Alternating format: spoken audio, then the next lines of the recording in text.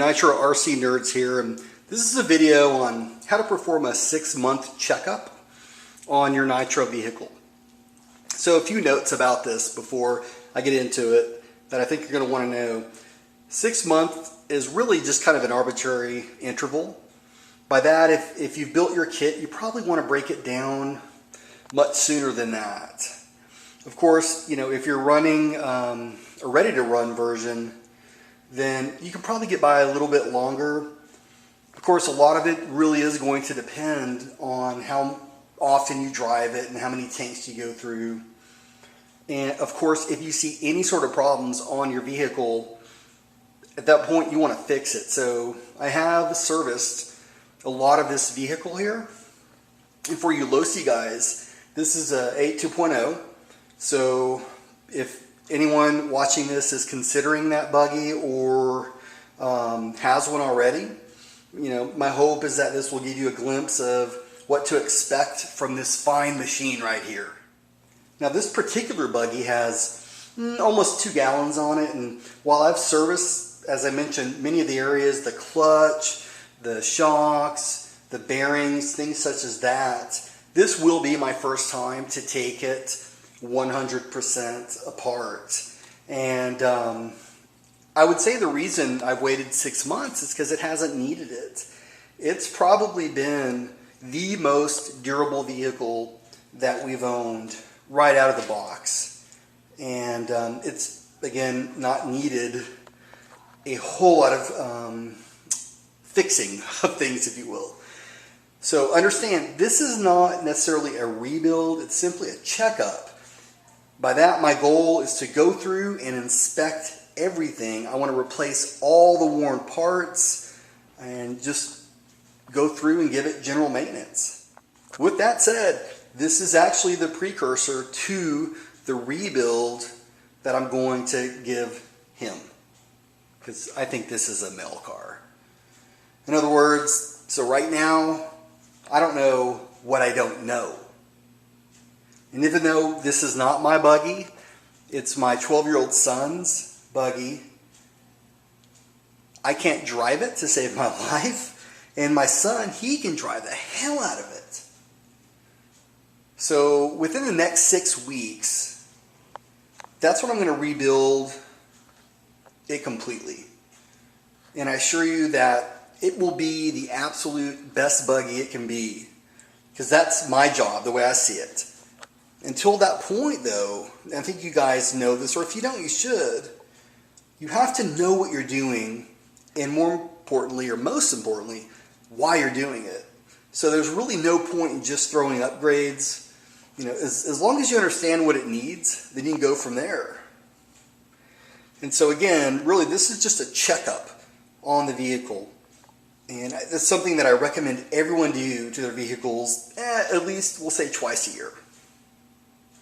Sorry for the long intro, but I want you to kind of get an understanding of how we roll, at least at Nitro Nerds Racing. I like to start with the front spindles, of course, just give them an inspection, make sure there's no cracks, check your axle. And while you're in here, of course, clean things out. I just started cleaning out this axle, and you can already see the crap that's come out of it. Your bearings, these ones here are fairly new. I'm just going to go ahead and re-oil them. And you just continue that with both of your spindles. So really what you're looking for is your axle, bearings, and the spindle. And I also believe too, before you get too far into it, you want to give it a good cleaning. And of course you'll clean as you go, but it's only going to get dirtier as you crack everything open. So at least from my perspective, I like working on clean stuff so I can see exactly what's going on, and it helps me to determine if there's any problems. So let's go ahead and get this cleaned up real quickly. Another important thing to do is check your hardware. So you can see this screw right here has had better days, and it's even starting to strip a little bit. This looks like a 5/47/8. So we just come over here and we get another one. And of course the other thing I like to do is service the shocks, and really by that just change the oil out on them. And then so here are the new shocks. I know there's a lot of people who recommend aluminum caps for it, and I agree, aluminum caps are good, but my thinking is until I have problems with the plastic ones, I don't see any point in replacing them. And these have been through quite a bit. I mean, This buggy right now is going on 2 gallons, and these are in pretty much near perfect condition. So they've held up. I'm not going to replace them until I have a problem with them. Then what you want to do is give the arms a good inspection. Just look for any cracks or any stretching or anything like that. Very important also to check your hinge pins. You can see here they're in decent shape. One of them has just a little bit of a bend to it, but it's not causing any binding. It's not an issue, but I'll take note of it. And check your suspension blocks. Make sure they're not cracked or bent or anything like that. Next, we're going to check the front diff. I'm not planning on rebuilding it because there's literally no play at all in these out drives. They seem like they're in good shape. Just going to clean them up and check inside. Hopefully there's no leakage. We'll soon see. Okay, so you can see the front diff seems like it's in good shape. The pinion on here is fine. It's nice and smooth. So at this point we're just going to clean out the housing and put the diff back in. You also want to check your center drive shaft, make sure that's not bent. Make sure there's no play here on the pinion. The shock tower, this one it's in good shape. Of course, when we do the actual rebuild on it here in the next month, we'll probably go ahead and just change these out. But so far they've held up really well. Another important note is that when you put the diff back in and you put it back together, make sure that you put some of the silicone grease around the ring gear as well as the pinion gear. And also it's a good practice to put just a little bit of the grease around the housing itself. That will keep a better seal on it. When you put the arms back on, you want to make sure you have no bind. I kind of just make sure they swing like that. It's hard to do with one hand, but essentially you just want to make sure that they are free and can swing no problem whatsoever. Because I don't care what you do to your shocks, what kind of springs you run, anything. If you don't get this right, you're doomed. You won't get your suspension set up like you want. Just put the front clip back together and it's as good as new. Luckily, we did not have to replace a single part, so that's good. After you have handled up on your front clip, take the engine off, give it, an inspection, make sure that the seals on there are good, everything's tight. Of course, definitely want to check the clutch. And I'll preface this by saying don't wait until your 6-month checkup to work on the clutch. That's something you should probably do every, 10, 15 tanks, at least take a look at it. I actually just inspected the clutch here probably 3-4 days ago. Everything was fine, and I did change the bearings, and so I'm not going to go through that, but anyways, everything here on the engine is fine. I'm just going to take it off for now, but I want to make sure that you understand your clutch, definitely something that should be serviced. So the next step, what we'll do is we'll take off the radio tray. A lot of different ways to do this. What I like to do is take the servo horns off. Once you get the radio tray off, there's really not a whole lot that you want to look for.